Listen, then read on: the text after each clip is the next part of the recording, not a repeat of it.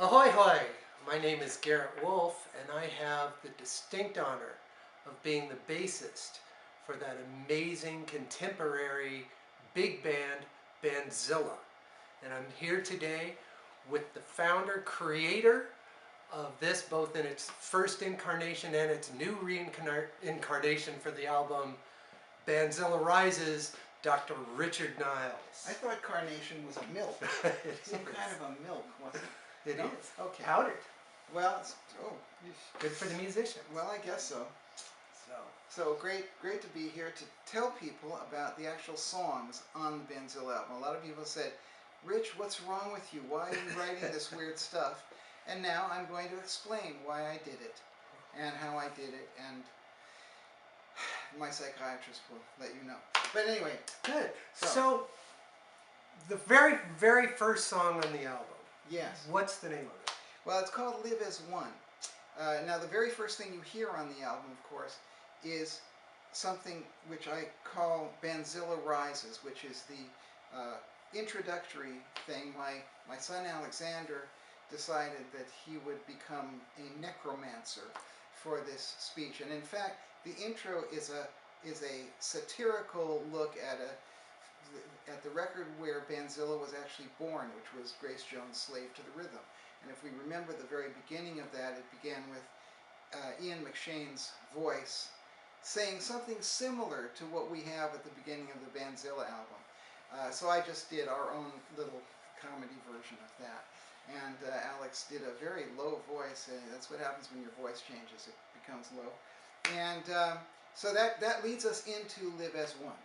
And what is Live as One about? Okay, well, you know, it's actually about Martin Luther King, which is a very strange thing to be writing about. But, you know, we shall overcome. I'm looking forward to the day when we all can live as one. That's what he said, something like that. And so the song, the lyric of the song is just a repeated thing. It says, I'm waiting for the day when we all can live as one. And that's the whole lyric to the song, except for the middle section, which says, oh, well, it ain't gonna happen anytime soon, but you can't blame a cat for trying now. Well, you know, that's the whole song in a nutshell. And the music of it was originally written to show that kind of unbalance between the ideal and the reality. For the musicians out there in the audience, I guess there will be one or two who are watching this, you'll notice that it's a very strange kind of meter. It's in 3. The whole song is in 3, although it doesn't necessarily sound like it's in 3.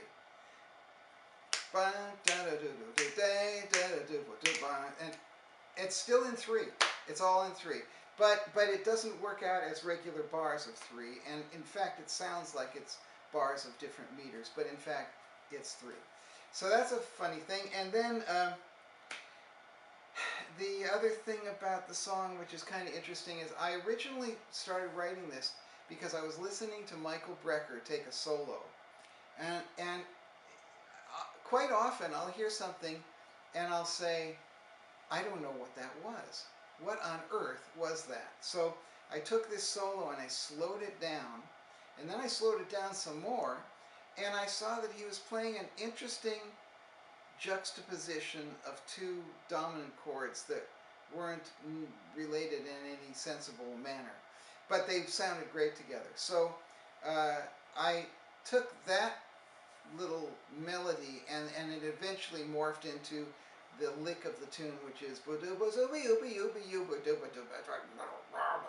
I sung that beautifully, didn't I? But anyway, it's the end little lick of the tune, and it's sort of morphed from a Michael Brecker pattern.